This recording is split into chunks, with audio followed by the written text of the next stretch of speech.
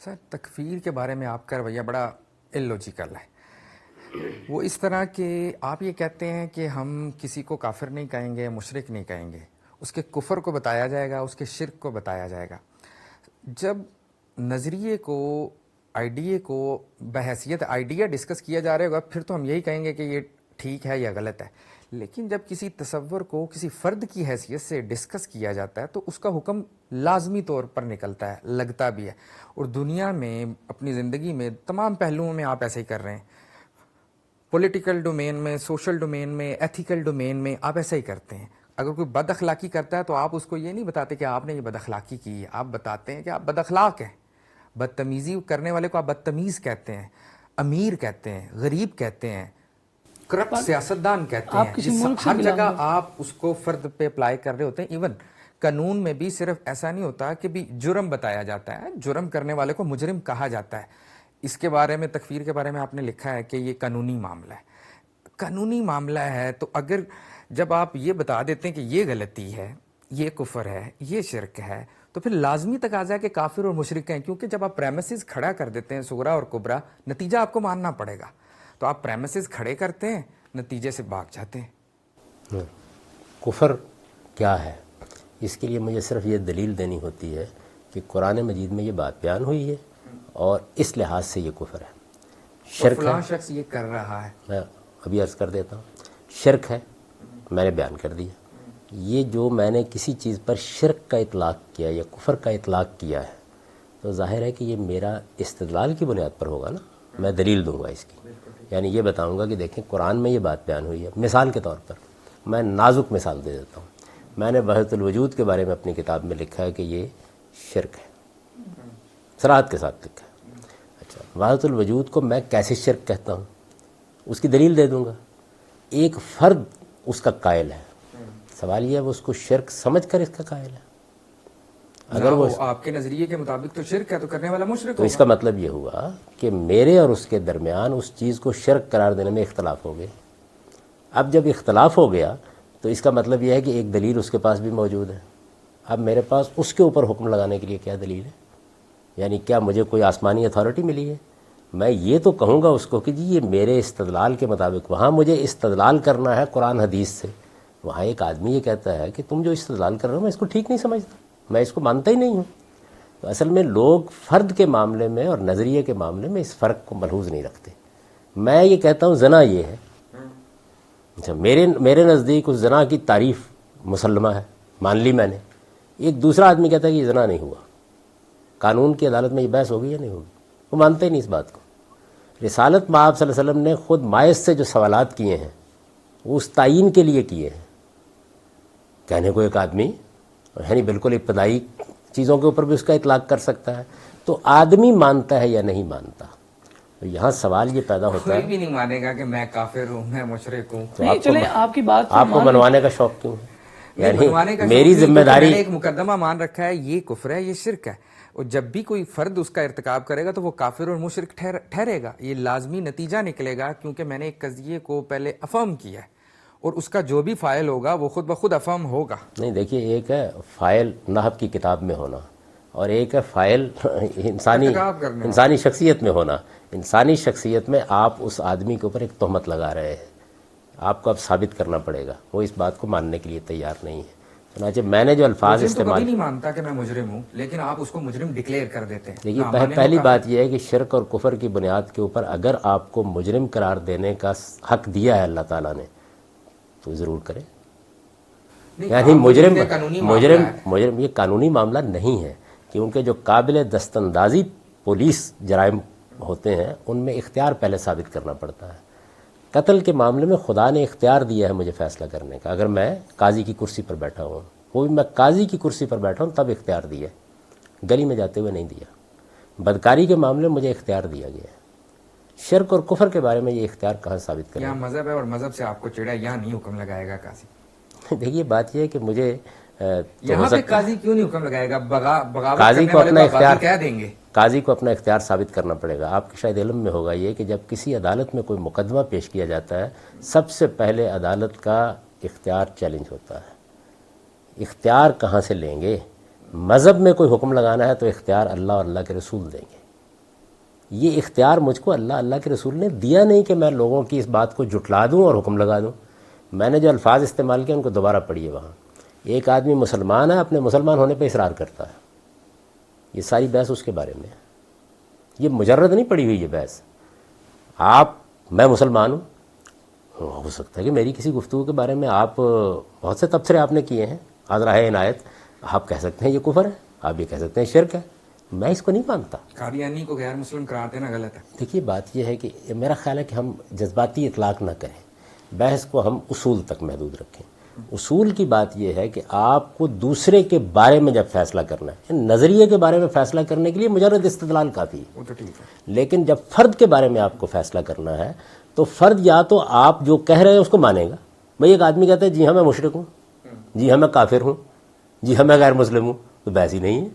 یعنی میں کون سا اس کا دفاع کر رہا ہوں کہ اب آپ نہ مانیے. لیکن وہ کہتا ہے نہیں میں کافر نہیں ہوں، میں مشرک نہیں ہوں. اب کیا کریں گے؟ اب اصل میں حکم لگانا ہوگا نا اس کے اوپر. یہ اتھارٹی میرے پاس ہے نہیں، اللہ اور رسول نے مجھ کو نہیں دی، اس لیے میں اپنے حدود سے تجاوز نہیں کرتا. جو لوگ یہ کر رہے ہیں ان سے میں نے ایک ہی سوال کیا ہے کہ وہ اپنا یہ حق ثابت کر دیں. کوئی عدالت بھی ایسا نہیں کر سکتی کہ عدالت لگا کے بیٹھ جائے. ابھی دیکھیے ہمارے ہاں ایک بڑا مقدمہ زیر بحث ہوا ہے سپریم کورٹ میں. وہاں یہ سوال پیدا ہوا ہے کہ کیا عدالت کو حق سماعت حاصل ہے. ہر عدالت کی پہلے جورسڈکشن آپ طے کرتے ہیں، یہ بیان کرتے ہیں، متعین کرتے ہیں، اور اس کو پہلے وکیل چیلنج کرے گا. تو میں جتنے لوگ بھی تکفیر کی عدالت لگا کے بیٹھے ہوئے ہیں اصل میں ان کے حق سماعت کو چیلنج کر رہا ہوں. میں یہ کہہ رہا ہوں کہ یہ آپ کو حق حاصل نہیں ہے. قرآن مجید میں جب آتا ہے قل یا ایھا الکافرون، یا عہد الگ سے جو انکار کرتے ہیں ان کو کافر کہا جاتا ہے، سب لوگ تو یہ کیا ہے؟ یہ اللہ تعالیٰ کی طرف سے، تو اللہ تعالیٰ تو پورا حق رکھتے ہیں. یہی تو اللہ تعالیٰ جب کہہ رہے ہیں تو یہ باقی بھی تو معاملہ اللہ تعالیٰ متعین لوگ کہہ رہے ہیں نا. اللہ تعالیٰ دو کام کر رہے ہیں. اللہ تعالیٰ ایک تو یہ بتا رہے ہیں قرآن مجید میں کفر کیا ہے. دیکھیے مثال اس کی ہے، من لم یحکم بما انزل اللہ فاولئک هم الکافرون. ان کے نزدیک کفر کا اطلاق ہوگا اس میں. ان دلہ کافر، یہ اللہ کے ہاں کافر تو قیامت میں طے ہوں گے، اور وہ ان کو پورا حق ہے. یعنی میں نے ان اللہ کا لفظ تو آپ نے شامل کیا نا، وہاں تو قرآن مجید نے واضح کہہ دیا کہ یہ کافر ہیں. ان اللہ کا لفظ تو آپ نے شامل کیا. وہ اللہ ہی بیان کر رہا ہے، اسی لیے ان اللہ کہہ رہا ہوں. نہیں تو یعنی آپ کے سامنے نظر آئے گا، اللہ بیان کرے گا. نہیں مجھے نظر کیسے آئے گا؟ اللہ کہہ رہا ہے، اللہ تعالیٰ یہ بیان کر رہا ہے کہ دیکھیے یہ ہے، یہ لوگ جو یہ اس طرح کریں گے، اب وہ لوگ جو ہیں وہ خدا کے سامنے جا کے اپنا عذر پیش کریں گے کہ جی ہم نے یہ کیا ہے، ہم نے یہ نہیں کیا. جب وہ میرے سامنے آئیں گے تو میں ان کو بتاؤں گا کہ یہ آپ نے کفر کا ارتکاب کیا ہے. یہ بتانے سے تو میں انکار ہی نہیں کر رہا. سوال یہ وہ انکار کر دیتے ہیں. میرا تو سوال یہ ہے کہ وہ انکار کر دیتے ہیں. اللہ تو کہہ سکتا ہے جھوٹ بول رہے ہو. نہیں آپ کو ان کے انکار کو دیکھنے کا کس نے کہا ہے؟ اصل بات تو یہ ہے کہ آپ جب سمجھتے ہیں، جب قرآن مجید نے کہہ دیا کہ جو لوگ اللہ کو حکم نہیں مانتے یا اللہ کے احکامات کو نہیں مانیں گے تو وہ کافر ہوں گے. یہ اصول میں بیان کر دوں گا، میں بھی بیان کرتا ہوں. آپ دیکھیں میرا جو مضمون ہے جو بہت معرض بحث میں آیا، جوابی بیانیہ، اس میں نے بھی یہی آیت نقل کی ہے اور یہ بتا دی ہے کہ ہم اپنے حکمرانوں کو یہ بتائیں گے کہ یاد رکھو قرآن میں لکھا ہوا ہے من لم یحکم بما انزل اللہ فاولئک هم الکافرون. یہی آیت نقل کی ہے. یہ میں اجمال میں بتاؤں گا، اصول میں بیان کروں گا. اب میرا مخاطب حکمران جو ہے وہ یہ کہتا ہے کہ میں نے کفر کا ارتکاب نہیں کیا، اس کے بعد کیا کروں گا؟ اس کے بعد مجھے اس کے اس انکار کو، یہ انہوں نے فرمایا ابھی بیچ میں کہ مجرم کو انکار کا حق نہیں. مجرم سے سب سے پہلے پوچھا یہی جاتا ہے. ہر عدالت پہلا سوال یہ کرتی ہے کہ تم اپنے آپ کو مجرم سمجھتے ہو؟ وہ اعتراف کر لیتا ہے، بات ختم ہو جاتی ہے. انکار کر دیتا وہ ہے، انکار کر لیکن دیتا آ جاتا ہے تو اس کو وہ انکار کرتی ہے. تو اب سوال پیدا ہوتا ہے کہ کیا عدالت کو حق حاصل ہے کہ اس کو مجرم قرار دے؟ اب یہ سوال پیدا ہوتا ہے. اب شہادتیں آئیں گی، اب بحث ہوگی. میں یہ کہہ رہا ہوں یہ حق مجھے آپ ثابت کر دیں کس نے دیا ہے. اچھا تو میرے لیے اگر یہ ثابت کر دیں قرآن مجید سے تو میں یہ کام کل سے کرنا شروع کر دیتا ہوں. اصول بتائیں گے، اصول کی اپلیکیشن کوئی نہیں ہوگی. اصول کی اپلیکیشن جس دائرے میں مجھے کرنے کا حق دیا گیا ہے، میں ایک دوسرے آدمی نے انکار کر دیا نا اس کا. یعنی میں نے اس کے بارے میں ایک بات کہی ہے، میں تو آپ میرے پاس بیٹھے ہوئے ہیں اور آپ کہہ سکتے ہیں کہ تم جھوٹ بول رہے ہو. میں یہ کہتا ہوں نہیں، آپ کی یہ تہمت ہے. ابھی آپ نے بے شمار الزامات مجھ پر لگا دیے، تو یہ سارے کے سارے محض آپ کے لگا دینے سے ثابت نہیں ہو جائیں گے. میں ان کا انکار کر رہا ہوں نا. تو اب آپ کے پاس وہ اتھارٹی ہونی چاہیے کہ میرے انکار کے باوجود آپ اپنے مقدمے کو ثابت کر کے مجھے سزا دے سکیں. وہ اتھارٹی کس کے پاس ہے؟ اچھا آپ یعنی ایک اور آپ کے رویے میں تضاد یہ ہے کہ ایک طرف آپ یہ کہتے ہیں تکفیر نہیں کر سکتے، جیسا آپ کہتے ہیں میرے پاس اتھارٹی نہیں ہے، لیکن آپ تصوف کو متوازی دین کہتے ہیں. تصوف کو، صوفیوں کو نہیں. دیکھیے وہاں بھی میں بالکل کنسسٹنٹ ہوں. میں نے تو جتنے بھی جلیل القدر صوفیاء ہیں ان کا ذکر بہت احترام سے کیا ہے. یعنی ایک مسیحی کو آپ کافر نہیں کہیں گے؟ مسیحی کو کافر اس وقت کہوں گا دوسرا دین ہے جب وہ اقرار کرے گا نا اس کا، ہاں جی کہ میں مسیحی ہوں، وہ غیر مسلم ہے. تو اب یہی یعنی یہ واقعے کا بیان ہے، یہ ایک واقعے کا بیان ہے. اسی طریقے سے جو ارباب تصوف ہیں یا جو جلیل القدر لوگ جن کا میں نے اپنے اس مضمون میں ذکر کیا ہے، پورے مضمون میں کوئی ایک استخفاف کا جملہ نہیں آپ دکھا سکتے. نہایت احترام کے ساتھ میں نے سب لوگوں کا ذکر کیا ہے، ان کے افکار و آراء کو نقل کیا ہے اور یہ بتایا. میں ان سب کو مسلمانوں کے جلیل القدر ائمہ سمجھتا ہوں. کیوں؟ وجہ کیا ہے؟ وجہ یہ ہے کہ جو میں بات کہہ رہا ہوں تصوف کے بارے میں وہ نہیں مانتے اس کو. تو یہ میرے پاس کہاں سے اتھارٹی آ گئی؟ میں تصوف کے بارے میں گفتگو کر رہا ہوں. تصوف کو میں نے بڑا خراج تحسین پیش کیا ہے. لوگ معلوم نہیں کیوں جذبز ہو رہے ہیں اس کے اوپر. میں نے یہ کہا کہ بھئی تصوف جو ہے وہ اصل میں اپنا نقطہ نظر رکھتا ہے، اپنے عقائد رکھتا ہے، اپنے مقاصد رکھتا ہے. جیسے کمیونزم کے بارے میں آپ کیا کہیں گے؟ یعنی کمیونزم جو ہے وہ ایک اپنی جگہ ایک متوازی نظام فکر ہے.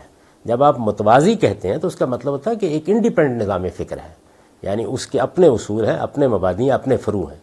اب یہ بات میں نے تصوف کے بارے میں کہی، اس کے دلائل دے دیے. کیسے سر؟ آپ کہتے ہیں دین نظام اخلاق فراہم کرتا ہے، بنیادی مقصد اخلاقیات ہے، تو کیا تصوف کی اخلاقیات اور مذہب کی اخلاقیات میں فرق ہے؟ زمین آسمان کا فرق ہے. دیکھیے میں نے تو اس کی لسٹ کر کے بتا دی ہے.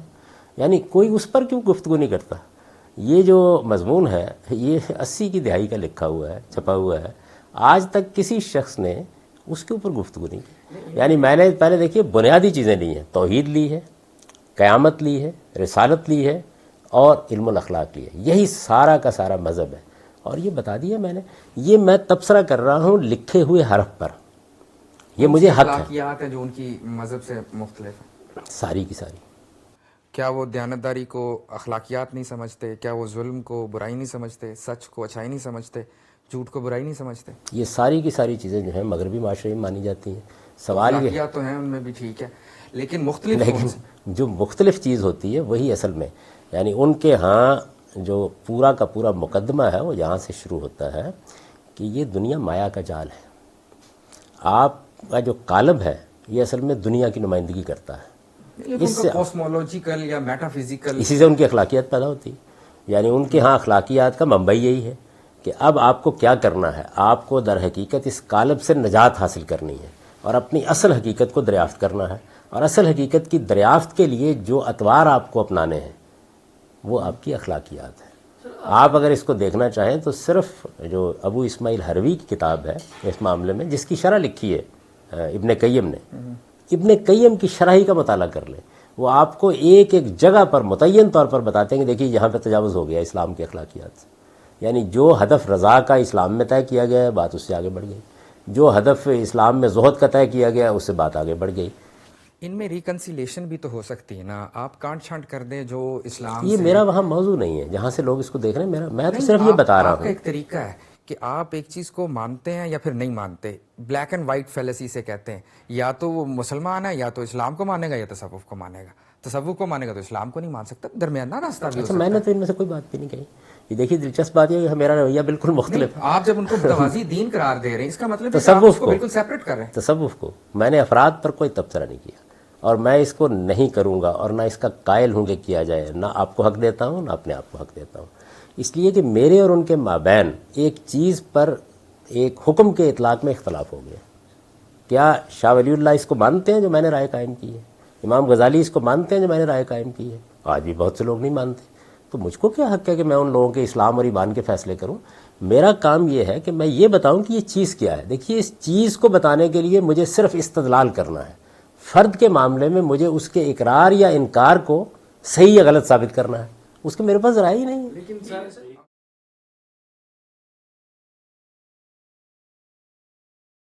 کل کو آپ اس سے آگے بھی اس لمٹ کو بھی کراس کر کے کسی اور چیز تک کہہ دیں گے کہ مساج بھی ٹھیک ہے اگر شہوت نہ ہو. یہ تو پھر کوئی حد نہیں ہے اس میں. اگر آپ اس طرح ریلیکسیشن دیں گے پھر تو حیا ہمارے معاشرے سے نکل جائے گی.